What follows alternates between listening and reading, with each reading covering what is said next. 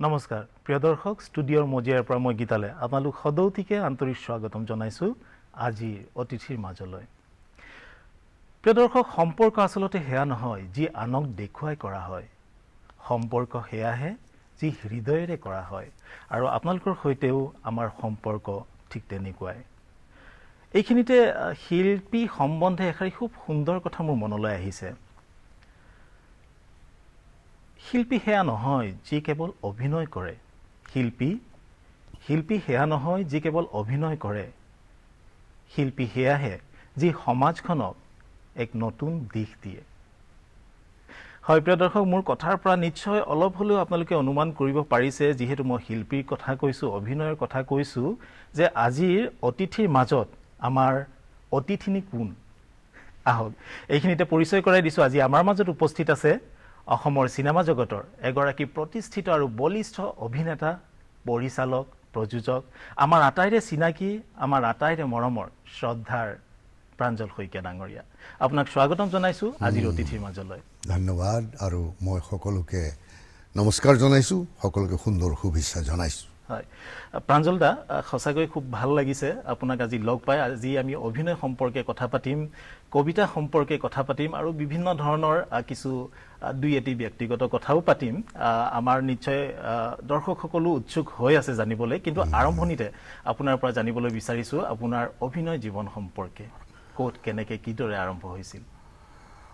অভিনয়টো মানুহৰ জন্মগত প্ৰতিভা থাকে, প্ৰায় মানুহৰ লগত থাকি, যিহেতু আমি সদায় মেমিক্ৰি কৰোঁ বা আমি সদায় আনৰ পৰা অনুকৰণ কৰোঁ সৰুৰ পৰাই। আৰু মোৰ এটা সুবিধা আছিলে, মোৰ জন্মস্থাই যোৰহাট, তৰাজান বুঢ়াগোহাঁই পুখুৰী, এটা ৰজাদিনীয়া পুখুৰী, তাৰ পানী খাই আমি ডাঙৰ হৈছোঁ। আৰু তাৰ কাষতে এটা সন্মিলন মন্দিৰ অৰ্থাৎ নাট্যগৃহ, আমাৰ প্ৰকাণ্ড বাৰী, প্ৰায় 18 বিঘা মাটিৰ এখন বাৰী, আমাৰ নঙলা, আগতে নঙলা থাকে, নঙলা খুলি এই 10টামান ষ্টেপছ লৈ দৌৰিলে চিধাই জাপ মাৰি পিছফালে উঠিব পাৰে মঞ্চখন, তৰাজান সন্মিলন মন্দিৰ। তাতে যিহেতু পূজাত নাটক হয়, উদুলি মুদলি পৰিৱেশ, আমাৰ দেউতাহঁত, আমাৰ মাহঁত, গোটেই অঞ্চলটো ব্যস্ত হৈ পৰে পূজা বুলিলে। কাৰণ পূজাতেই এই নাটকৰ, কাৰণ পূজাৰ লগত সংলগ্ন নাট্য মন্দিৰ আমাৰ যিটো কলকাতাত আছে, তাৰপিছত সেইখিনি আকৌ অসমলৈ আহিলে, অসমত য'তেই দুৰ্গা পূজাৰ মণ্ডপ গঢ়ি উঠিছে তাৰ কাষতে এটা সৰু মঞ্চ অভিনয়, আমাৰো তৰাজান সন্মিলন মন্দিৰ মঞ্চ।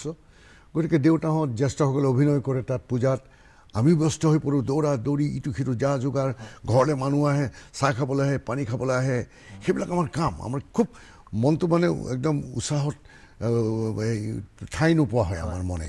গতিকে সেই সৰুৰে পৰাই সেই পৰিৱেশত ডাঙৰ হৈছোঁ। ক্লাছ 4-5 পৰাই মঞ্চত হাতত ধৰি উঠাই দিলে আমাৰ জ্যেষ্ঠসকলে, আৰম্ভ হৈ গ'ল অভিনয়ৰ দৌৰ।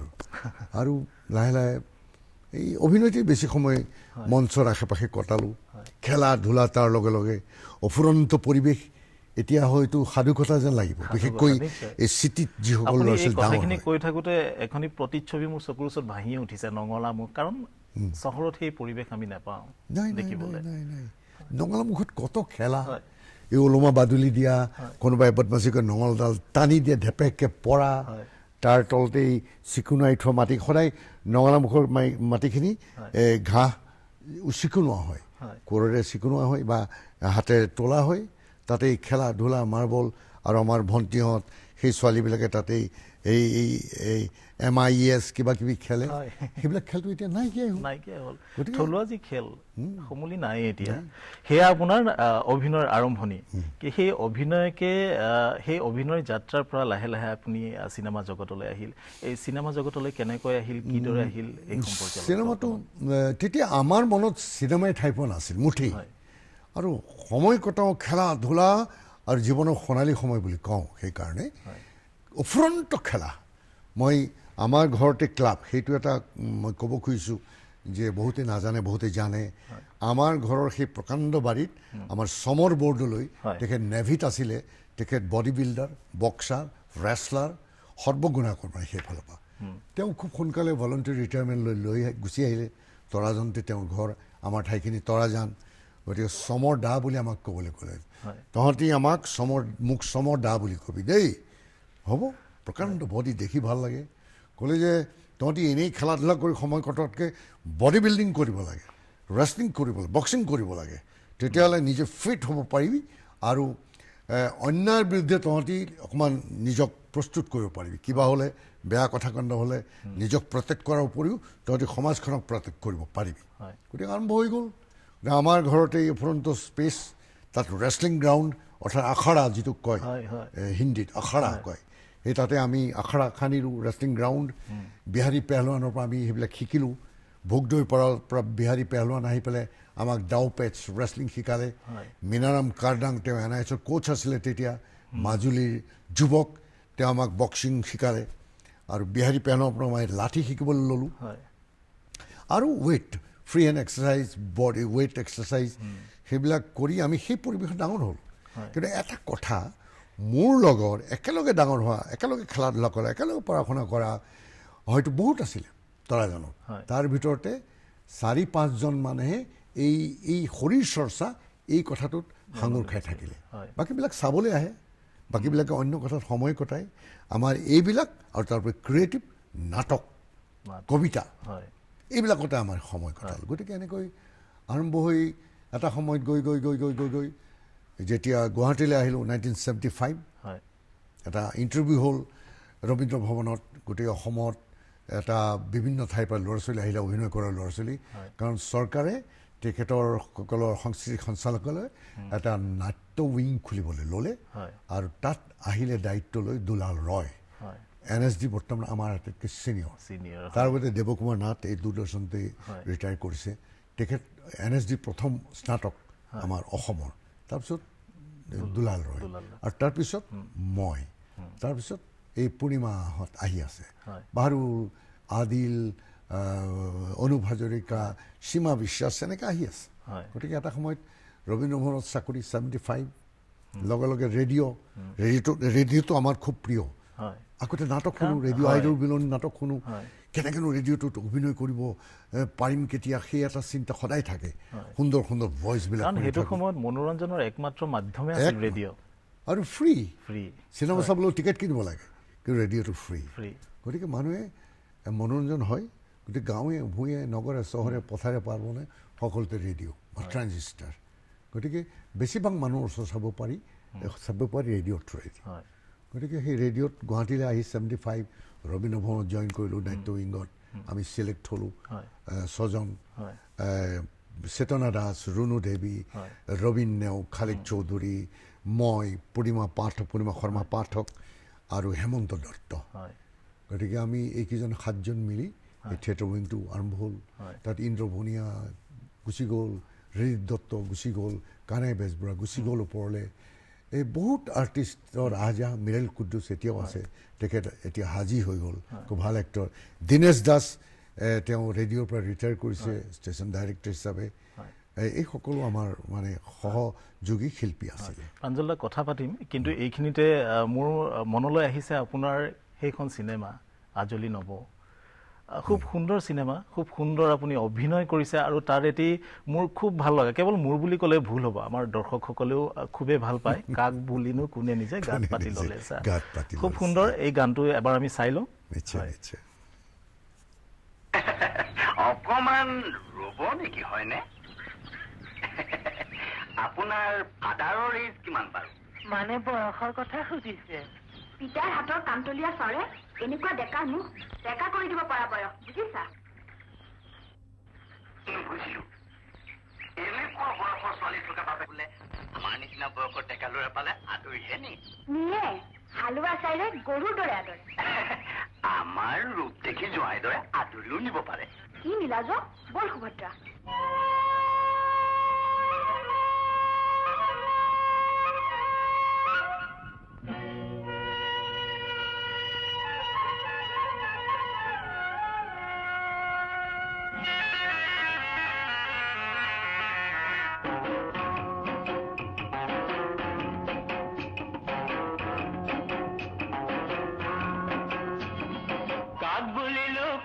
নিজে গাত পাতি ললে জালকে ভুলিলে জতাই এতিয়া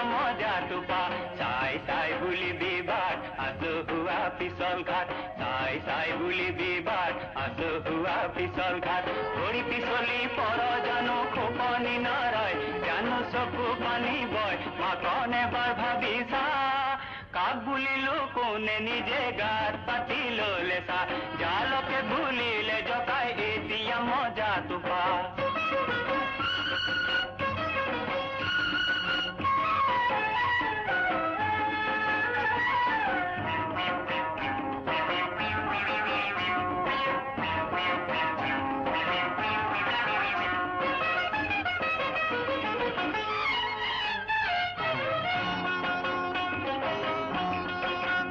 কথা হলাইছে সব কথা পকাইছে সব আমি নেপাহে যে নিভা বুঝি দেখা লগাইছে সব বাগি মারিছে সব কিনো মিশায় কিল খাই খুঁজি রে মাগিছা বোলো কেনে হয়নে মানুহ মৰে কৈ আইকন চৰাই মৰে ৰৈ মানুহ মৰে কৈ আইকন চৰাই মৰে ৰৈ আগ গুণিবি পাঁচ গুণিবি তেহে দিবি খোজ কেলে হ আকৌ গোজ অ তেহে দিবি খোজ কেলে হ আকৌ গোজ আয়ৰ কথা কৈছে সব কাক বুলিলো কোনে নিজে গাত পাতি ললে চা জালকে ভুলিলে জকাই এতিয়া মজাটো পা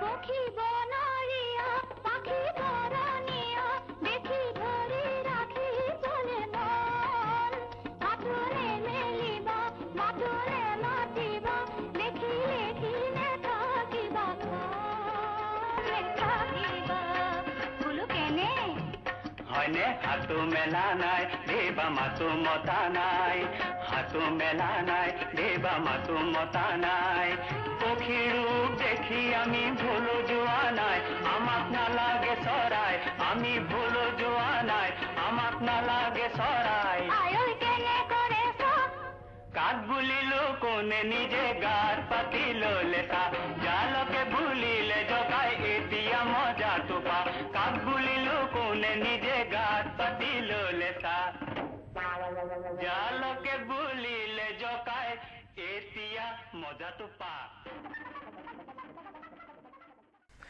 খুব ভাল লাগিল প্ৰাঞ্জল দা ইমান সুন্দৰভাৱে গীতৰ তালে তালে আপুনি নাচিছে অভিনয় কৰিছে এইখিনিতে মোৰ এটা প্ৰশ্ন মনলৈ আহিছে সেই সময়ত কোনো নৃত্য পৰিচালক নাছিল যাক এতিয়া আমি কোৰিঅ'গ্ৰাফাৰ বুলি কওঁ সেইটোৱে ক'ব খুজিছোঁ আপোনালোকে কি ধৰণে কেনেদৰে কৰিছিল এইবোৰ কাম আমাক তাৰ পৰিচালক নিপ বৰুৱা হয়। আৰু এছিষ্টেণ্ট ডাইৰেক্টৰ নিপ বৰুৱা ভাতৃ নীৰেণ বৰুৱা তেখেত অল ইণ্ডিয়া ৰেডিঅ'ত সুন্দৰ কণ্ঠৰ অধিকাৰী নীৰেণ দা এছিষ্টেণ্ট ডাইৰেক্টৰ আৰু নলিন দা কেমেৰামেন গতিকে আমাক কয় যে গানটো দিয়ে শুনিবলৈ দিয়ে বাৰে বাৰে নাগাৰাত বজাই দিয়ে এতিয়া কৰাচোন কিবা কিবি মানে কি কৰিম শিকাই দিওঁতা নাই হয় এই নিজে যি ভাবোঁ অন দ্য স্পট ইম্প্ৰভাইজ এই চব ডিঙিত কিবা এখন তাইখনকে ঘূৰাই দিলোঁ পাক এটা মাৰি দিলোঁ কাক বুলিলোঁ কোনে নিজে গাত পাতি ললে চা এই ধৰণৰ এতিয়া জালকে বুলিলে এনেকে মাৰি দিলোঁ দেখুৱাই দিলে আৰু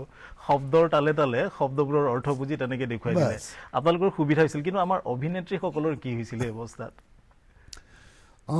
পুৰবীৰ এটা ভাল আছিল পুৰবীৰ আজল নব প্ৰথম চিনেমা পুৰবীয়ে তেতিয়া সংলাপৰ আয়ত্বটো বৰ নাছিলে হয় কাৰণ কাহিনীও অভিনয় কৰা নাই ধুনীয়া ছোৱালী নিপদাই পিক আপ কৰিলে পুৰবীক মোৰ এগেইনষ্টলি যিটো কেৰেক্টাৰ গাঁৱৰ সেই ছোৱালীজনী কিন্তু নাচত খুব ভাল আছিল খুব ভাল আছিলে এক্সপ্ৰেশ্যন খুব ভাল আছিল আমি চাবলৈ যদি যাওঁ সেইটো সময়ৰ যিসকল অভিনেত্ৰী আছিল তাৰে ভিতৰত পূৰবী বাই খুব ভাল নাচিছিলে খুব ভাল নাছিলে কিন্তু মৃদুলাৰ প্ৰথম ছবি মোৰ লগতে উপপথ হয়। ব্লেক এণ্ড হোৱাইট আৰু এই আজলি নবখন অসমৰ প্ৰথম ইষ্টমেন কালাৰ ছবি সম্পূৰ্ণ ৰঙীন ছবি আৰু সেইকাৰণে গাঁও ভূঁই ঘৰ বাৰী একো বাকী নাই মানুহ ভাগি ভুঁৱৰী হলৰ সন্মুখত বাছৰ লাইন বাছ গতিকে হয়তো অসমৰ কোনো মানুহ নাই নেকি তেতিয়া এই চিনেমাবিলাক নোচোৱা হয় প্ৰথম ৰঙীন ছবি আৰু সাংঘাতিক এটা পাৰিবাৰিক কাহিনী, পাৰিবাৰিক তাত কাহিনী। আমোদ আছে, হাঁহি আছে, বেজাৰ আছে, আৰু অসমীয়া মানুহে বেজাৰ কৰি ভাল পায়, হয় গতিকে হাঁহি ভাল পায়, হয় গতিকে এই ছবিবোৰত সেই সকলো উপাদান আছে। আছে গতিকে সেইকাৰণে এটা ভাল লগা স্মৃতি, হয় যদিও দুখন ব্লেক এণ্ড হোৱাইট ছবি, তাৰপিছত সম্পূৰ্ণ ৰঙীন ছবি ৰঙীন এইখন। ছবি। আৰু এই ছবিখন কিন্তু মই NSDত ফাৰ্ষ্ট ইয়েৰ আমাৰ ছামাৰ ভেকেশ্যন হৈছে, তেতিয়া অসমলৈ আহোঁতে নিব্দাই মোক এপ্ৰ'চ কৰিলে হয়। সেই কেৰেক্টাৰটোৰ কাৰণে। আচ্ছা NSDৰ পৰা অহাৰ পাছত নহয় first year First year। Summer vacation, আচ্ছা ভেকেশ্যনত আহোঁ ভেকেশ্যনত আহোঁতে এই ছবিখনৰ শ্বুটিং। আচ্ছা যিহেতু আপুনি কৈ আছে যে আমাৰ অসমীয়া মানুহে, অসমীয়া দৰ্শকসকলে বেজাৰ, আমোদ, হাঁহি ভাল পায়, এতিয়া সাংঘাতিকভাৱে আমাৰ চিনেমা জগতখন পৰিৱৰ্তন হৈছে, প্ৰযুক্তিৰ ফালৰ পৰাই হওক বা অন্যান্য দিশৰ পৰাই হওক। সেই তেতিয়াৰ বোলছবি আৰু এতিয়াৰ বোলছবিৰ মাজত পাৰ্থক্যখিনি আপুনি ক'ব নেকি?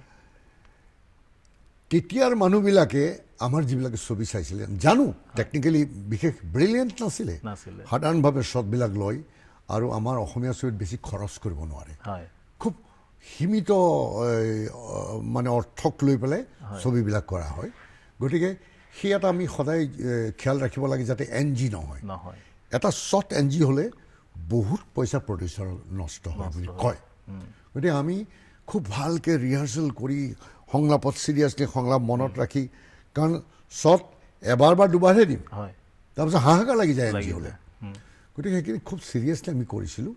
আৰু এটা ষ্টৰী লাইন আছিলে তেতিয়া, আৰু গানৰ যিটো ফ্লেক্সিবিলিটি, সুৰ, কথা মানুহবিলাকৰ মনত সততে ৰৈ যায় সেই কথাবিলাক, সেই সহজ সৰল সুৰবিলাক, আৰু মেলডি আছিলে। হয় গতিকে সেইখিনি তাৰপিছত আজিৰ ছবিবিলাকত ৰিডিম, মেলডিতকৈ খুব ৰিডিম, ফাষ্ট কাটিং। হয়। গতিকে এটা ইম'শ্যনত মানুহ সোমাবলৈ নাপাওঁতেই কাট, কাট আকৌ কাট কাট কাট কাট কাট কাট, হয়। মানুহে বৰকৈ মনত সেই যিটো অনুভূতিটোত হয়। বৰকৈ জোকাৰি পেলোৱা এটা মুহূৰ্তলৈ মানুহ সোমাবই নোৱাৰে।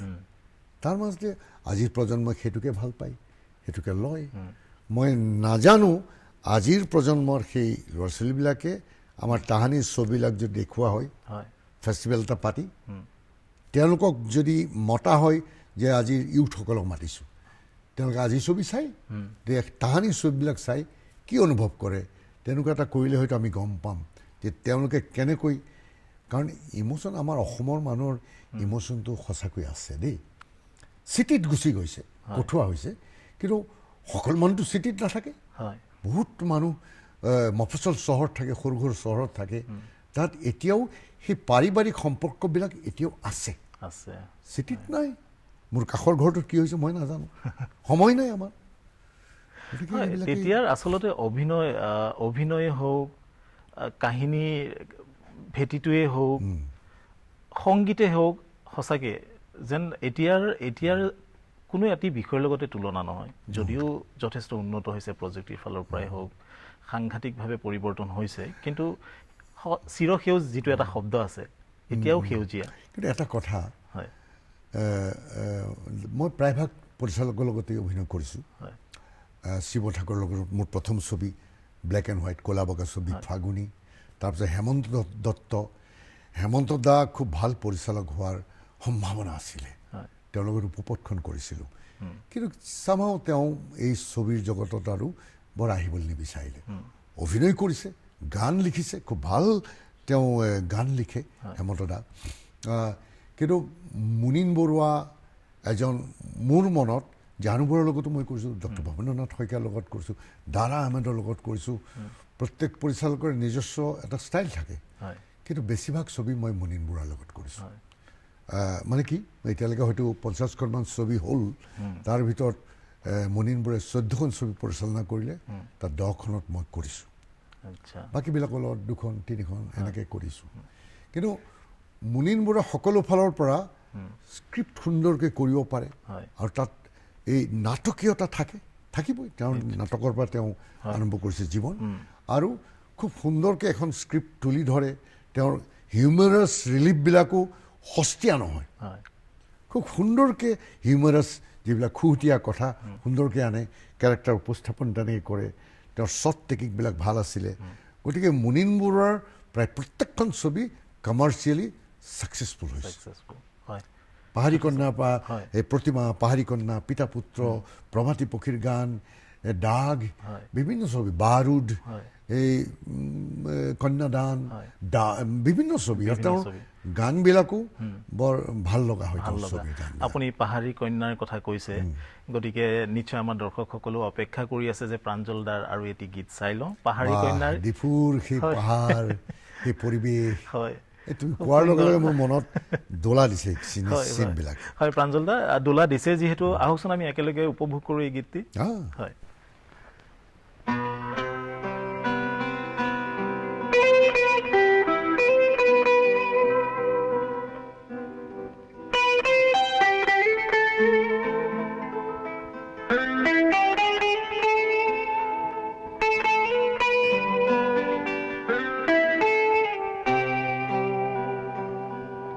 পাহাৰী কন্যা সেউজী নীলা পাহাৰৰে তুমি বনফুল পিনি পেকখনি আহাৰে আমাৰ বৰণীয়া বোল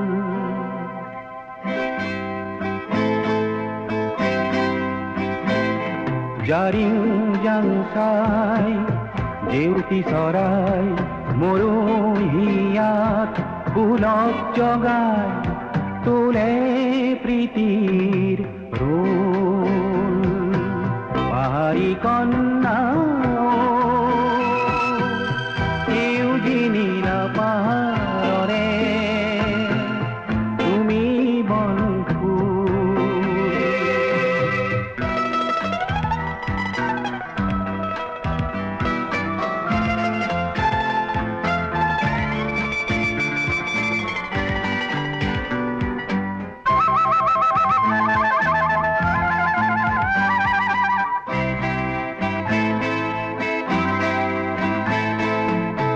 জুৰিৰ দৰে ওজত তোমাৰ সুৰৰ সুৰুধ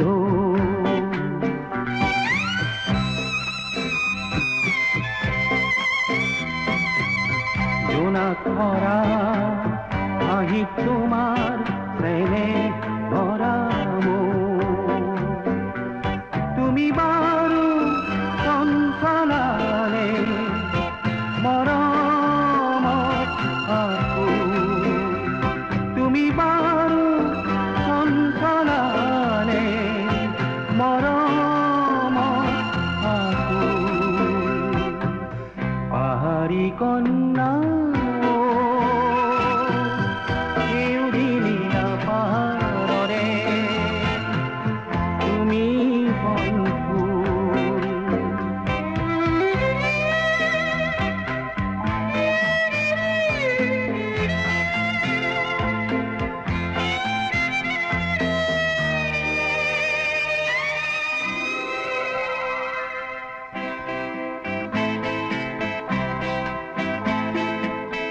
লাংপি লৈ মিলিল দেখোন লুইতৰ সতে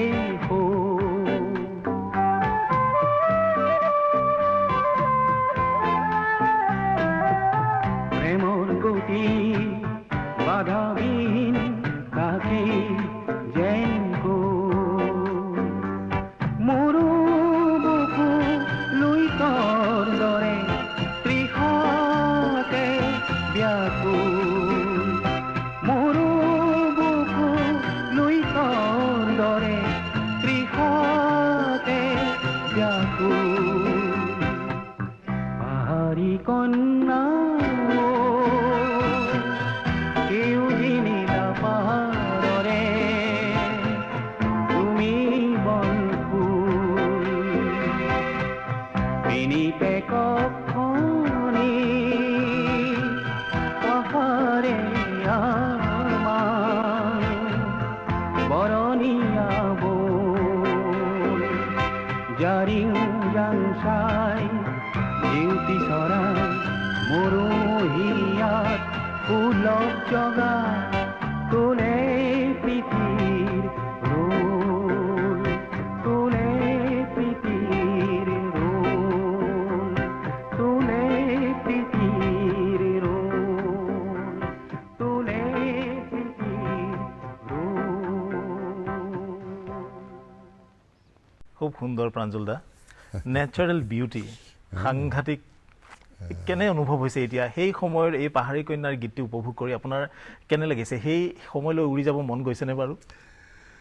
মই বেছিভাগ এতিয়া হয়তো কাৰ্বি আংলঙতো মোৰ যাবৰ মন যায়, যিবিলাক ঠাইত আমি শ্বুটিং কৰিছিলোঁ। হয়। তেতিয়াই গছ কটা শব্দ আমি শুনি থাকোঁ। হয় সেই আমৰেং আমট্ৰেং দুইখন নদীৰ মাজৰ এটা অঞ্চলত ৰয় ইংহি হয়। এজন প্ৰডিউচাৰ, ছবিখনৰ ওৱান অফ দ্য প্ৰডিউচাৰ, হয়। তেওঁৰ ঘৰত মই আছিলোঁ। বাকীবিলাকে এগ্ৰিকালচাৰৰ কোৱাৰ্টাৰবিলাক চাফ চিকুণ কৰি তাত আছিলে। এখন নৈ আমৰেং, আনফালে এখন নৈ আমট্ৰেং। আচ্ছা। দুখন নৈ হেৰি বেলেগ, দুখন নৈ কেৰেক্টাৰকেইটা বেলেগ। আৰু সেই নৈ দুখন আহি নৈ দুখনৰ মাজত এটা বিস্তৃত অঞ্চল, তাৰ মাজত কাছৰ পিঠিৰ নিচিনা সেই অঞ্চলটোত এই ৰয়িং ঘৰত মই আছিলোঁ। আৰু আমৰেঙৰ ইপাৰে এগ্ৰিকালচাৰ যিটো কোৱাৰ্টাৰ আছে, তাত টেকনিকেল ষ্টাফ, ডাইৰেক্টৰ চব তাত আছিলে। আৰু আমৰেং আৰু আমট্ৰেং নৈখন মই যিটো বস্তিত আছিলোঁ, ৰয়িংহিতৰ বস্তি, তাৰ পৰা প্ৰায় আধা কিলোমিটাৰমান গৈ এই দুইখন নৈ একেলগ হৈছে।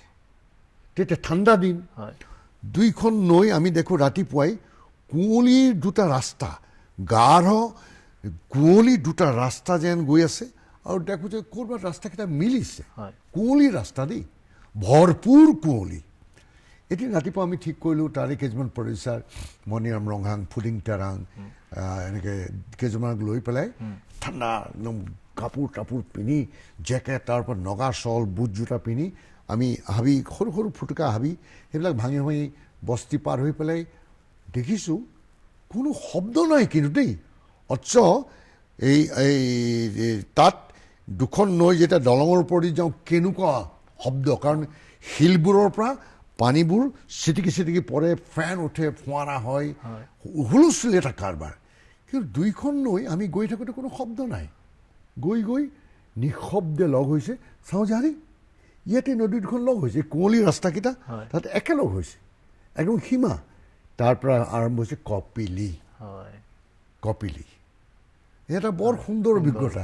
এতিয়া মই কৈছোঁ, মোৰ চকুৰ আগত ভাঙি উঠিছে সেই চিত্ৰবিলাক, সেই পৰিৱেশবিলাক। হয় প্ৰাঞ্জল দা, অভিনয় যিহেতু জগতৰ বিষয়ে আমি কথা পাতিছোঁ, অভিনয় বুলি কোৱাৰ লগে লগে মোৰ মনলৈ আহিছে আপোনাৰ ৰাষ্ট্ৰীয় নাট্য বিদ্যালয়ৰ সেই যাত্ৰাৰ কথা, NSD-লৈ। আপুনি কেতিয়া গৈছিলে আৰু কি ধৰণে আপুনি গ'লগৈ, বা কিয় ভাবিলে যে মই NSD-লৈ যাব লাগে? যেতিয়া নাটকত পৰিপক্ক হৈ উঠিছিলোঁ, যিবোৰ কম্পিটিশ্যন হয় প্ৰায়ভাগতে আমি যোগ দিওঁ, যোৰহাটৰ পৰা অসম নাট্য সন্মিলন নাটক, বা প্ৰশান্ত হাজৰিকা, আব্দুল মজিদকে আমাৰ প্ৰথম নাট্যগুৰু বুলি ক'ব লাগিব। যিহেতু তেখেতৰ লগত প্ৰথম আমি এটা কৰ্মশালা কৰিছিলোঁ। মই তেতিয়া ক্লাছ 8। নাটকৰ কৰ্মশালা কি নাজানো। মজিদকে আমাক শিকাইছিলে কেনেকৈ মঞ্চত কিমান ধৰণে খোজ কাঢ়িব পাৰি, মঞ্চত ইমোশ্যনবিলাক কেনেকৈ ৰিলিজ কৰিব পাৰি, কেনেকৈ হোল্ড কৰিব পাৰি। গতিকে মজিদকাই নাজানে নেশ্যনেল স্কুল ড্ৰামা যে আছে, সেইটো হয়তো তেতিয়া মজিদকাই আমাক কোৱা নাছিলে। এই নাটক কৰি কৰি এসময়ত গুৱাহাটীলৈ যেতিয়া আহিলোঁ, কালচাৰেল এফেয়াৰ্ছত জইন কৰিলোঁ, সাংস্কৃতিক সঞ্চালকালয়ত দুলাল ৰয়ক পালোঁ। যিহেতু তেখেত নেশ্যনেল স্কুল ড্ৰামাৰ বহুত আমাৰ ছিনিয়ৰ স্নাতক, মই কৈছোঁ ইতিমধ্যে। আৰু তেখেত চিনেমাৰ লগতো জড়িত হ'ল। কিয়? নেশ্যনেল স্কুল ড্ৰামাৰ পৰা পাছ কৰি তেখেত গুচি গ'ল পুনে, ফিল্ম ইনষ্টিটিউট। তেতিয়া ফিল্ম এণ্ড টেলিভিশ্যন নাছিলে, পুনে ফিল্ম ইনষ্টিটিউট। এতিয়া FTII, Pune film and television institute. এতিয়া তাত দুলাল ৰয়ে এডিটিং কৰ্চ কৰিবলৈ গ'ল। ঠিক যেনেকৈ আমাৰ স্কুলৰ পৰা নাছিৰুদ্দিন শ্বাহ, ওম পুৰী, তেওঁলোক 73 পাছ আউট। তেওঁলোকে পাছ কৰি পুনে ফিল্ম ইনষ্টিটিউটলৈ আহিলে এক্টিং কৰ্চ কৰিবলৈ। কিন্তু আমি যেতিয়া NSD-লৈ আহিলোঁ মানে দুলাল দাই আমাক ক'লে যে প্ৰাঞ্জল, তুমি অন্ততঃ NSD-লৈ যোৱাটো দৰকাৰ, কাৰণ তাত গ'লে আই অ'পেন হ'ব। বিভিন্ন পৃথিৱীৰ বিভিন্ন ডাঙৰ ডাঙৰ ডাইৰেক্টৰ আহে, দিল্লীত বহুত অডিটৰিয়াম আছে, হল আছে, আৰু মাণ্ডি হাউচ য'ত NSD, ভগৱান দাস ৰোড, এফালে মন্দি হাউচ আমাৰ দূৰদৰ্শনৰ হয়। সকলোৱে জানেই ইয়াৰ হয়। আৰু এফালে ভগৱান দাস ৰোডত NSD আমাৰ বাহলপুৰ হাউচ তাতে আমাৰ NSD আৰু বিৰজু মহাৰাজ সিদিনা স্বৰ্গবাসী হ'ল তেখেতৰ কথক কেন্দ্ৰ হয়। গতিকে সেই NSDৰ কথা দুলালদাৰ মুখত শুনিলোঁ দুলালদাই ক'ল যে ইণ্টাৰভিউ দিব লাগিব অল ইণ্ডিয়া বিশ্বত ইণ্টাৰভিউ হয় আমি পাটনাত ইণ্টাৰভিউ দিছিলোঁ গতিকে তাত মই চিলেকশ্যন পালোঁ কিন্তু সেইবাৰ আমি একেলগে দিছিলোঁ পূৰ্ণিমাই নাপালে গতিকে মই 78ত উপপদ ছবিৰ শ্বুটিং কৰি টপতে মই NSDলৈ গৈছোঁ আৰু তাত গৈ দেখিলোঁ হয় এখন বেলেগ পৃথিৱী হয়তো দুলালদাক নোপোৱা হ'লে মোৰতো NSD যোৱা নহ'লহেঁতেন কিন্তু মনত ক'ৰবাত সোমাই আছিলে ফিল্ম ইনষ্টিটিউট তাত যদি পঢ়িব পাৰিলোহেঁতেন কিন্তু পইচাৰ অভাৱ কাৰণ আমাৰ দেউতা ভেটেনেৰী ডাক্তৰ দৰমহানো কিমান পায় তেতিয়া মই যেতিয়া 75ত দূৰদৰ্শন কি কালচাৰেল এফেয়াৰ্ছত জইন কৰিছোঁ তেতিয়া দেউতাহঁতৰ দৰমহা হয়তো 300 টকা আৰু আমি ষ্টাৰ্ট কৰিছোঁ কালচাৰেল এফেয়াৰ্ছত 350 টকা দৰমহা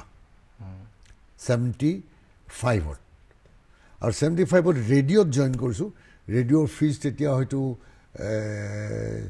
30 টকা নে 35 টকা তাৰপিছত আহিলে আৰু সময়ত গতিকে NSDৰ কথা শুনি ইণ্টাৰভিউ দি পাটনাত হৈছিল আমাৰ ইণ্টাৰভিউ আমি একেলগে ৱেষ্ট বেংগল ত্ৰিপুৰা আৰু নৰ্থ ইষ্ট ষ্টেটছৰ পৰা খুব কম ল'ৰা ছোৱালী আহে তেতিয়া আৰু আমাৰ অসম উৰিষ্যা একেলগে হয় তাৰ পৰা আমাৰ 5জন ল'ৰা ছোৱালী চিলেকশ্যন পাই NSD জইন কৰিছোঁ আচ্ছা এই নাট্য জগতৰ বিষয়ে হওক বা NSD সম্পৰ্কে আমি আৰু কথা পাতিম কিন্তু প্ৰাঞ্জল দা মোৰ মন গৈছে আৰু এটি গীত চাবলৈ এটি বিখ্যাত গীত পোহনীয়া চৰাইটি উৰিলে ককা দেউতা আৰু নাতি হাতী মনত পৰিছে ন খুব সুন্দৰ চিনেমা আৰু এইটো ফিমেল বেছিকে ফিমেল লিড মৃদুলাই কৰিছিলে সেই কেৰেক্টাৰটো মৃদুলাৰ লিপছত বেছি মই আঁতৰত এনেকুৱা কৰি থাকোঁ আৰু হয় কৰিঅ'গ্ৰাফাৰ অবিহনে তেতিয়াহ'লে বলক প্ৰাঞ্জল দা আকৌ উভতি গৈছোঁ আমি গীতৰ মাজলৈ আহক একেলগে উপভোগ কৰোঁ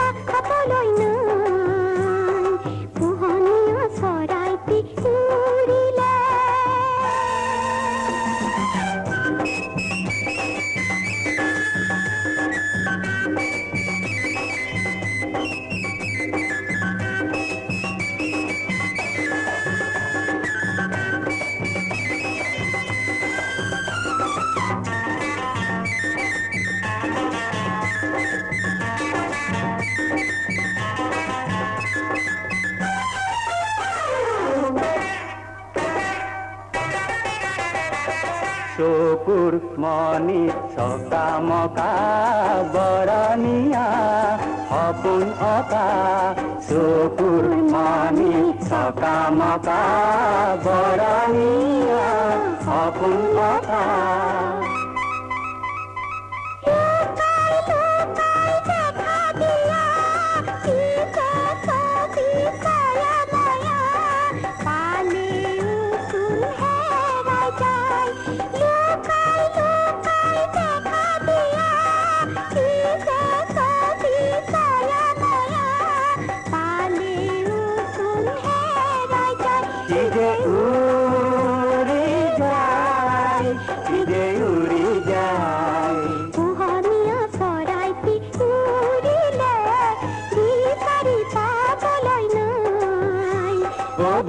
বুলি ধৰিব নোৱাৰি ইদে উৰি যায় ইদে উৰি যায় পোহনীয়া চৰাইটি উৰিলে বিচাৰি পাবলৈ নাই বিচাৰি পাবলৈ নাই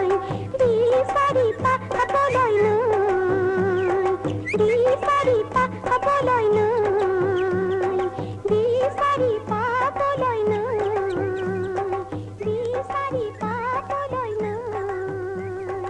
বিচাৰি পাবলৈ নাই প্ৰাঞ্জলদা খুব সুন্দৰ মৃদুলাবাইও খুব সুন্দৰভাৱে অভিনয় কৰিছে এনেকুৱা লাগিছে যেন সঁচাকৈ মৃদুলাবাই নিজেই গাই আছে গীতটি বাৰু যি নহওক আৰু চাই থাকিম এনেধৰণৰ গীত আমি আহিছোঁ পুনৰ আপোনাৰ NSDৰ মাজলৈকে আপুনি NSDত যোৱাৰ পাছত তাতেতো বহু ব্যক্তিক লগ পাইছে ছাবজেক্টটো আছিলে বহু ব্যক্তিক লগ পাইছে 13টামান ছাবজেক্ট এতিয়া আচ্ছা 3 বছৰীয়া আছিলে নহয় জানো 3 বছৰীয়া আমি ইণ্টিগ্ৰেটেড কোৰ্ছ হয় একেলগে আমি মানে লিটাৰেচাৰৰ পৰা আৰম্ভ কৰি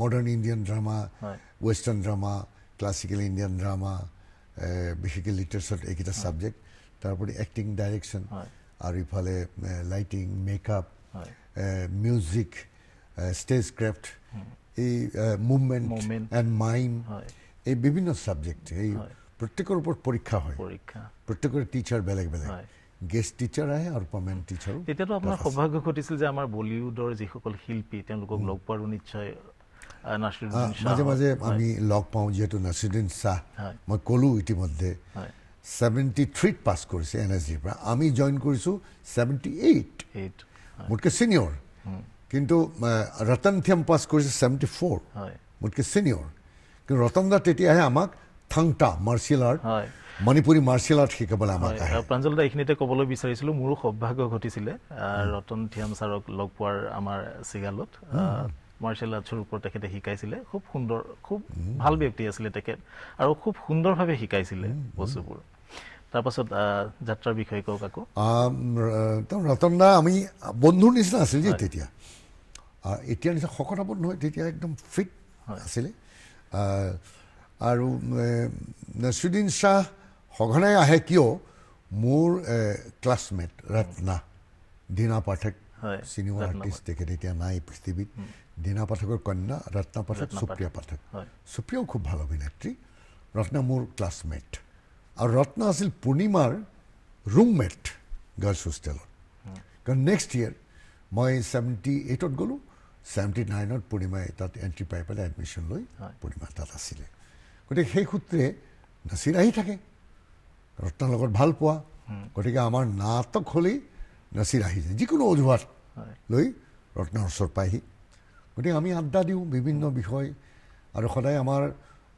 প্ৰডাকশ্যন হৈয়ে থাকে প্ৰায় তেতিয়া আমাৰ ৰেষ্ট বুলি নাই এটা প্ৰডাকশ্যন শেষ হ'ব আনটো প্ৰডাকশ্যন আৰম্ভ আৰু নাছিৰা চালে আমি ভাল পাওঁ কাৰণ নাছিৰুদ্দিন শ্বাহ তেতিয়াই বেষ্ট এক্টৰ হৈছিল নেশ্যনেল স্পৰ্শ যিখন ছবি তাতো তেওঁ বেষ্ট এক্টৰ হৈছিলে আৰু আমি থকাৰ সময়খিনিতেই সেই ছবিখনত Naseeruddin Shah national best actor আমি একেলগে স্পৰ্শখন চাবলৈ গৈছোঁ কোনটা চিনেমাত কনাট প্লেচৰ কি এটা চিনেমাত আমি একেলগে চাইছোঁ আৰু সেইকাৰণে আমাৰ নাটক চাই পেলাই নাছিৰে আমি আলোচনা কৰোঁ যে কেৰেক্টাৰটো আৰু কিমান ধৰণে কৰিব পাৰি নাছিৰে আমাক কয় যে এনেকৈ কৰি চাব পাৰোঁ এনেকৈ কৰিলে চাচোন এক্সপেৰিমেণ্ট কৰ যিহেতু NSDতেই যদি এক্সপেৰিমেণ্ট নকৰ আগলৈতো প্ৰফেচনেল আৰ্টিষ্ট হ'বি তেতিয়া এক্সপেৰিমেণ্ট কৰাৰ সময় নাথাকিব ইয়াত একদম পূৰা এক্সপ্ল'ৰ কৰ নিজক প্ৰাঞ্জল দা এতিয়া একান্ত ব্যক্তিগত প্ৰশ্ন এটালৈ আহিছোঁ অলপ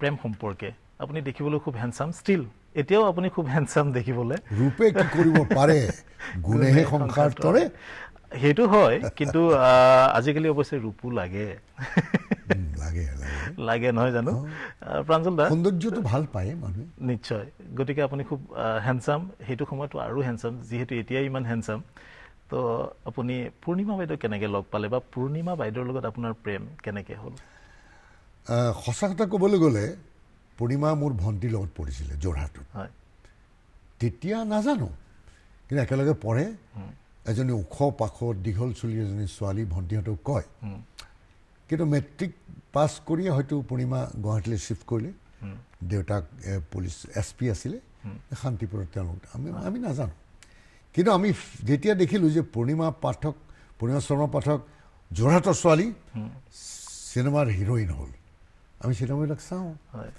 গতিকে প্ৰথম ছবি বুট কৰোঁ পূৰ্ণিমাৰ ইন্দুকল্প হাজৰিকাৰ পৰিচালনাত এখন কি আছিলে তাৰপিছতে ললিতা বৰজনাৰ ডাইৰেকশ্যনত তাৰপিছতে ইখনৰ পিছত এখন ছবি কৰে আমি উই ফিল প্ৰাউড যে যোৰহাটী এজনী ছোৱালী হিৰ'ইন হ'ল কিন্তু সেই দীঘল চুলিকোছা আমি লক্ষ্য কৰোঁতে মই যেতিয়া গুৱাহাটীলৈ আহিলোঁ ইণ্টাৰভিউ দিলোঁ কালচাৰেল এফেয়াৰ্ছৰ কাৰণে নাটকৰ উইংটোৰ কাৰণে পূৰ্ণিমা শৰ্মা পাঠকে ছিলেকশ্যন পালে এই পূৰ্ণিমা এতিয়া আমি একেলগে একেটা উইংত কাম কৰিম স্মাৰ্ট সাংঘাতিক কিন্তু মই সদায় চুলিকোছাৰ মহত পৰিছোঁ প্ৰথম প্ৰেম চুলিকোছা তাৰমানে কেতিয়াবা চুলিকোছা খোল খাই যায় চাককৈ আহি আঁঠুৰ এই পিছফালে পৰেহি মই বোলো বা আপোনাৰ প্ৰথমতে আপুনি দেই আপোনাৰ চুলিকোছা বৰ ভাল আৰু কিবা এটা তাত চন্দনৰ কিবা ফ্লেভাৰ এটা পাওঁ কিবা এটা ঘঁহিছিলে মোৰ এনেকুৱা লাগে যে সদায় এই ফ্লেভাৰটো পাই থাকোঁ আৰু তেতিয়া মই কওঁ যে কেইদিনমান পিছত তুমি হ'ল তুমি কিন্তু চুলিকোছা মেলি থাকিবাচোন আৰু এইটো যদিও বাণী আহে চিটি বাছতে অহা যোৱা কৰে আমিও চিটি বাছতে অহা যোৱা কৰোঁ মই থাকোঁ খানাপাৰাত পূৰ্ণিমা থাকে শান্তিপুৰত বাচ্চাই থাকোঁ এই দীঘল চুলি পূৰ্ণিমা কেতিয়া আহে তাৰপিছত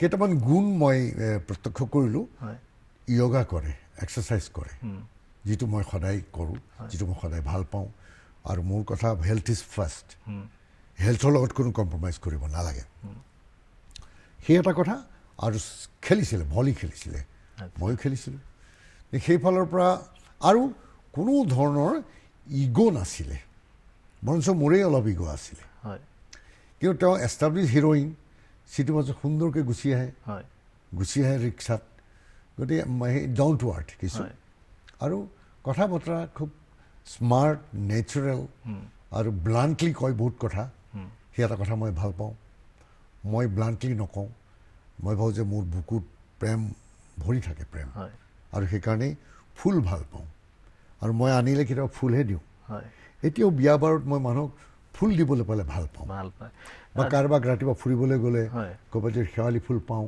শেৱালি ফুল বুটলি আনি মই ভাল পাওঁ খৰিকা যাই পালেতো কথাই নাই জেপত লৈ ফুৰোঁ বকুল ফুল জেপত লৈ ফুৰোঁ ৰুমালত মেৰিয়াই থৈ দিওঁ জেপত গতিকে সেই ফুল ভাল পোৱা কিন্তু মোৰ আৰু আনটো কথা মানুহে মোক ভয় কৰে খুব খঙাল মানুহ বুলি মোক ভাবে বা জানে সেই কি কাৰণে ক'ব নোৱাৰোঁ মই খং কৰোঁ কেতিয়াবা নকৰাও নহয় হক কথাত মই সদায় মাত মাতোঁ দুৰ্নীতি এগেইনষ্টে মই সদায় সোচ্চাৰ একদম সহ্য নহয় সেইটো মোৰ জীৱনৰ এটা সেইকাৰণে মই পিতা পুত্ৰৰ সেই অমূল্য কাকতিৰ স্ক্ৰিপ্ট অমূল্য কাকতি মুনীন বৰুৱাই একেলগে স্ক্ৰিপ্ট কৰিছিল ষ্টৰী অমূল্য কাকতিৰ তাত যিটো সংলাপ মই সদায় বুকুত লৈ ফুৰোঁ এখন নিকা সমাজ গঢ়িবলৈ হ'লে প্ৰত্যেকজন মানুহৰ মনত এটা ঘৃণাৰ জন্ম হ'ব লাগিব দুৰ্নীতি কৰা মানুহৰ প্ৰতি ঘৃণা এই সুবিধাতে আপোনাক ভ্ৰাম্যমানৰ কথাকে সুধোঁ প্ৰাঞ্জল দা আপুনি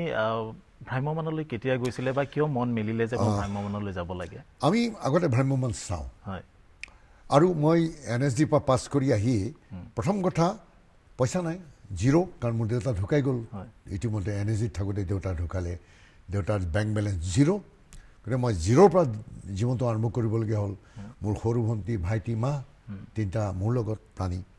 গতিকে মই চিন্তা কৰিলোঁ যে ভ্ৰাম্যমানত যাওঁ, অন্তত কিছু পইচা পাম। আৰু আনটো কথা, Bhramyaman is a challenge for any actor.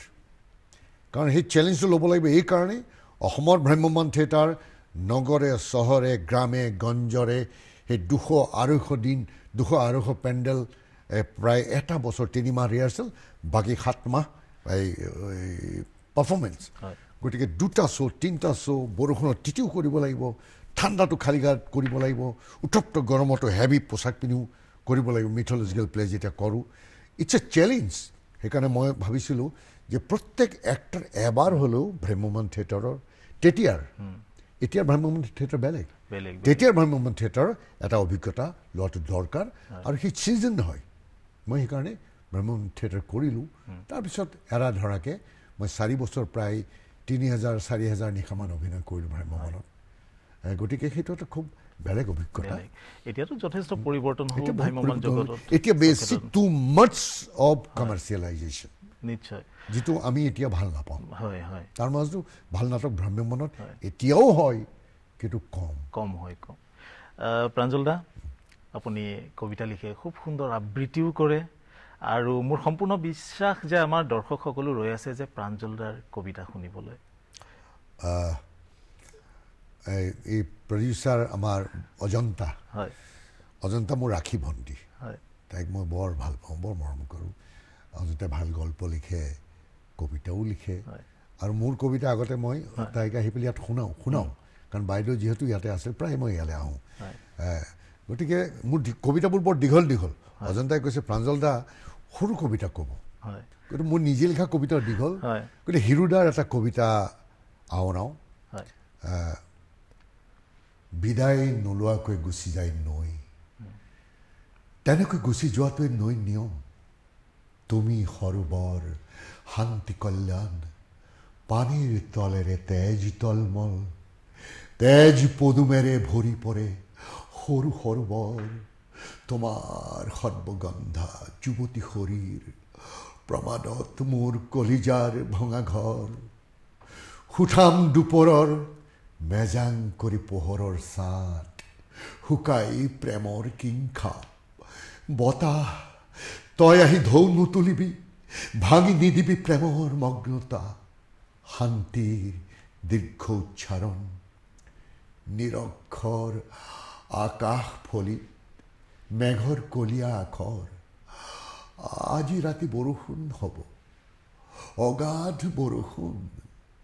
শিল্পৰ কৰ্ষণে তল ওপৰ কৰে সৃষ্টিৰ মাটি, মাটি পানীয়ে মোক ঢাকি দিয়ক শস্যহীন নিৰ্বীজ প্ৰকৃতি। আৰু মোৰ বিনষ্ট কবিতাৰ ভ্ৰূণ। আজি ৰাতি বৰষুণ হ'ব, অমল বৰষুণ। ভাল লাগি যোৱা এটা কবিতা। সঁচাকৈ ভাল লাগি গ'ল প্ৰাঞ্জল দা, বুজাব নোৱাৰোঁ। মোৰ আচলতে শব্দ নাই কি ধৰণে মোৰ অনুভৱখিনি প্ৰকাশ কৰোঁ। খুব ভাল লাগিলে। চাওকচোন, হিৰুদাক আমি বৰ সোনকালে হেৰুৱালোঁ। হয় হয়, অজস্ৰ কবিতা মোৰ বুকুত দৌৰা দৌৰি কৰি থাকে। হয় হৰকৃষ্ণ ডেকা, হিৰুদা, বীৰেশ্বৰ বৰুৱা, সমিতাতী, বিভিন্নজনৰ বহুত কবিতা। প্ৰাঞ্জল দা, আপুনি চিনেমা জগতৰ লগত জড়িত, নাট্য জগতৰ লগত জড়িত। গতিকে এই নাট্য জগতৰ লগতে এটি প্ৰশ্ন মোক মাজে মাজে খুদুৱাই থাকে মনত, যে সাম্প্ৰতিক অসমৰ নাট্য জগতৰ সম্ভাৱনীয়তা আৰু প্ৰত্যাহ্বান কি কি আছে বাৰু আপোনাৰ দৃষ্টিত? সম্ভাৱনীয়তা অজস্ৰ। হয়, কাৰণ NSGৰ পৰা অসমৰ পৰা পাছ কৰি অহা ল'ৰা ছোৱালী এতিয়া এইবছৰো 3টা মানে পাব। পূৰ্ণিমা বাইদেউ তাৰ ইণ্টাৰভিউ ল'বলৈ গৈছে, এতিয়া দিল্লীত, আজি আহিব। তাৰ পৰা এতিয়া সৰ্বমুঠ 58-59 মান হ'ব। গতিকে অসমৰ চুকে কোণে এই ল'ৰা ছোৱালীবিলাকে কাম কৰি আছে। তাৰোপৰি বিভিন্ন কৰ্মশালা হয়, বহুতে নাটক চৰ্চা কৰি আছে। গতিকে অজস্ৰ সম্ভাৱনা হৈ আছে। কিন্তু আটাইতকৈ দুখৰ কথা, আমি প্ৰফেশ্যনেল হ'ব পৰা নাই। ভ্ৰাম্যমানৰ বাহিৰে আমাৰ MSR মঞ্চত টিকট কিনি মানুহে নাটক চাবলৈ আগ্ৰহ নকৰে নকৰে। আচ্ছা একোটা প্ৰডাকশ্যন কৰোঁতে সৌখিন্যা বাইদেউৰ এখন নাটক সংগীতবিহীন জীৱন এই ডিচেম্বৰ 11 কৰিলোঁ তাত বাইদেৱে নিজৰ সাঁচতীয়া পইচা 1.5 লাখ টকা খৰচ কৰিছে 2.5 লাখ টকাৰ প্ৰডাকশ্যন ছেট ছেটিংছ লাইট এক্টৰক পইচা দিয়া আমি নিজৰ নল'লোঁ এইবাৰ কিন্তু খৰচ আছে কিন্তু সেইকাৰণে মানুহবিলাকে দৰ্শকে বুজিব লাগে মিনিমাম 100 টকা অন্তত টিকেট কিনি নাটক চোৱাৰ অভ্যাস এটা হওক তেতিয়াহ'লে নাটক বাচি থাকিব নহ'লে আমি সদায় NSGৰ ওপৰত নিৰ্ভৰ কৰিব লাগিব সংগীত নাটকৰ ওপৰত নিৰ্ভৰ কৰিব লাগিব যেতিয়া স্পন্সৰ কৰিব আমি নাটক কৰাৰ সুবিধা পাম সেইটো হয় খুব সুন্দৰ কথা ক'লে আমি মাজতে প্ৰেমৰ কথা উলিয়াইছিলোঁ পূৰ্ণিমা বাইদেউৰ সৈতে আপোনাৰ সেই প্ৰেম যিহেতু সময়ো হৈ আহিছে আমি অনুষ্ঠানৰ পৰা বিদায় ল'ব লাগিব আৰু কিছু সময় আছে গতিকে এই সময়ৰ মাজতে মই সুধিবলৈ বিচাৰিছোঁ যে আমাৰ মানুহৰ এটা ভ্ৰান্ত ধাৰণা আছে যে প্ৰত্যেকে কয় যে প্ৰাঞ্জল দাতকে পূৰ্ণিমা বা ডাঙৰ এই ক্ষেত্ৰত আপুনি কি ক'ব মোৰ ভণ্টি মঞ্জিলা বৰুৱা হয় তাইকো মোতকৈ ডাঙৰ বুলি কয় মণি বৰুৱাৰ মিছেছ ভাইমনৰ মিছেছ তাই মোতকৈ সৰু পূৰ্ণিমা ভণ্টিৰ লগৰ গতিকে নেচাৰেলি পূৰ্ণিমা মোতকৈ সৰু 2 বছৰমানৰ সৰু কিন্তু ওখ পাখৰ কাৰণে ভাবে যে মোতকৈ ডাঙৰ হয় আৰু হয়তো চিনেমা জগতলৈ আপোনাতকৈ আগতে আহিছে পূৰ্ণিমা খুব নেচাৰেল আৰ্টিষ্ট মই অলপমান কেলকুলেটিভ মই কেলকুলেশ্যন কৰি অভিনয় কৰোঁ কিন্তু পূৰ্ণিমা এজ ইট ইজ নেচাৰেল চৰিত্ৰ নিৰ্বাচনৰ ক্ষেত্ৰত যিহেতু আপুনি ক'লে যে আপুনি তেনেকুৱা ধৰণৰ বুলি কোন ক্ষেত্ৰত আপুনি বেছি গুৰুত্ব দিয়ে মই সদায় প্ৰথম ডাইৰেক্টৰজন চাম নাটকৰ যিকোনো নাটকত নকৰোঁ নাটক ভাল পাব লাগিব এটা সুসংগঠিত হ'ব লাগিব নাটকৰ গ্ৰাফটো ভাল হ'ব লাগিব বা চিনেমাত স্ক্ৰিপ্টটো ভাল হ'ব লাগিব সস্তীয়া কাহিনী সস্তীয়া কথাত মই বহুত চিনেমা মই কৰা নাই এতিয়ালৈকে চব চিনেমা যদি মই কৰিলোহেঁতেন হয়তো 70-80খনমান হ'লহেঁতেন হয়তো 50ৰ ওচৰ চুইছে মোৰ চিনেমাই গতিকে বাছি আই এম ভেৰি মাছ চুজি কৰিলে এখন ভাল চিনেমা কৰিম 10খন বেয়া চিনেমা কৰাতকৈ 2খন ভাল নাটক কৰিম 10খন বেয়া নাটকৰ কথা নকওঁ বেয়া মানে কি নাটকটো চবেই ভালেই আমাৰ ইয়াত এতিয়া সেই পৰ্ণৰ কথাটো অহা নাইতো ইয়াত গতিকে ইয়াত এতিয়াও নাটকৰ এটা পৰ্যায়ত আছে কিন্তু তাৰ ভিতৰতো এখন ভাল স্ক্ৰিপ্ট ভাল নাটক এখন আমাৰ কাৰণে খুব দৰকাৰী কথা হয় প্ৰাঞ্জল দা সঁচাকৈ খুব ভাল লাগিল আপোনাক ইমান সুন্দৰভাৱে আপোনাৰ সৈতে আজিৰ অতিথিৰ মাজত কথা পাতিলোঁ একেবাৰে আপোনাৰ জীৱনৰ অভিনয় জীৱনৰ আৰম্ভণিৰ পৰা একেবাৰে নাট্য জীৱনৰ বৰ্তমানে আপুনি যি কৰি আছে সেই তাৰ মাজতো আমি দুই এটা সুহুতীয়া কথা পাতিছোঁ আপোনাৰ প্ৰেম সম্পৰ্কে পাতিছোঁ লগতে বিভিন্ন ধৰণৰ কথা আৰু মোৰ আশা নিশ্চয় আমাৰ দৰ্শকসকলে আজিৰ এই কথোপকথন খুব ভাল পাইছে কিন্তু প্ৰাঞ্জল দা একেবাৰে শেষত আমাৰ উঠি অহা চামৰ কাৰণে আপুনি কিবা আশাৰ ক'লে নিশ্চয় আশীৰ্বাদ স্বৰূপে গ্ৰহণ কৰিব মই এটা কথাই কওঁ উঠি অহাখিনিক ভাল পোৱা থাকক ভিতৰত ভাল পোৱা মানে প্ৰকৃতিৰ প্ৰতি ভাল পোৱা মানুহৰ প্ৰতি ভাল পোৱা এই সস্তীয়া প্ৰেমৰ কথা কোৱা নাই তাত বহুত সময় অভাৱত যায় আৰু আজিকালি ফেচবুক প্ৰেম বাৰে বাৰে প্ৰেম কৰে বাৰে বাৰে বিবাহ হয় বাৰে বাৰে ব্ৰেকআপ হয় সেইটো নালাগে আমাক কিন্তু তুমি কৰা চিন্তা তুমি কোৱা কথা তুমি কৰা কামত সমাজখনৰ তিল মানুহ ক্ষতি হ'ব নালাগে আৰু সদায় সুন্দৰ হৈ থকা মনে প্ৰাণে আৰু যিটো কাম কৰা সমাজৰ যাতে কোনো ক্ষতি নহয় বিশেষকৈ উত্তৰ পুৰুষৰ তোমাৰ ভাই ভনী আছে তোমাৰ ভাই ভনী মানে আমাৰ সমাজখনৰ উঠি অহা ল'ৰা ছোৱালীবিলাক তেওঁলোকৰ মনত তোমাৰ ইমেজ এটা সদায় সুন্দৰ হৈ থাকক সেই কথাটো প্ৰত্যেকেই চিন্তা কৰাটো দৰকাৰ আৰু বাকীখিনি সময়ে কয় সময়ে ক'ব খুব সুন্দৰ প্ৰাঞ্জল দা একেবাৰে শেষত অশেষ ধন্যবাদ জ্ঞাপন কৰিছোঁ আপুনি ব্যস্ততাৰ মাজত সময় দিছে আপুনি এইদৰে সদায় যৌৱন দীপ্ত হৈ থাকক সদায় হাঁহি থাকক আৰু চিৰসেউজী হৈ থাকক ঈশ্বৰৰ ওচৰত সেয়াই প্ৰাৰ্থনা কৰিছোঁ আৰু মোৰো তোমালৈ শুভেচ্ছা থাকিলে ইয়াৰ প্ৰডিউচাৰ অজন্তালেতো আছেই শুভেচ্ছা আৰু যিসকলে কেমেৰাৰ পিছত টেকনিকেল কামবিলাক কৰি আছে সেই বহুত চিনাকি মানুহ আছে বহুত অচিনাকি মানুহ আছে আটাইলৈকে মোৰ হিয়া ভৰা শুভেচ্ছা আৰু মৰম ধন্যবাদ প্ৰাঞ্জল দা প্ৰিয় দৰ্শক আজিৰ অতিথিৰ মাজৰ পৰা আজি বিদায় লৈছোঁ পৰৱৰ্তী খণ্ডত আমি পুনৰ লগ পাম তাৰে অপেক্ষাৰে নমস্কাৰ